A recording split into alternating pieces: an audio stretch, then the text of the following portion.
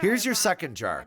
The pickles could be at the bottom of this one, or the pickles could be in the third jar. We don't know, and you have to find them. You're doing well. Don't lose your pace. Don't lose pace now. Why are you making that noise? No reason. Just keep you alert.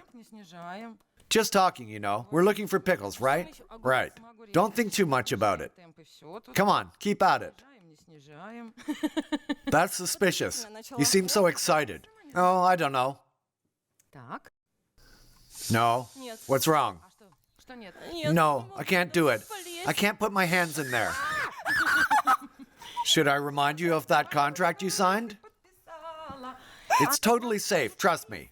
Right, I see. What is it? No, I can't do it, please. But what is it? Something's slithering in there. I don't know what it is. Anything for my followers, she said. Are they dangerous? No. It's moving. I don't want to. I just barely touched it and it's moving. Well, of course it's going to move around. What did you expect? Something hard down there. Just grab what's underneath and pull it out. Is it a lizard?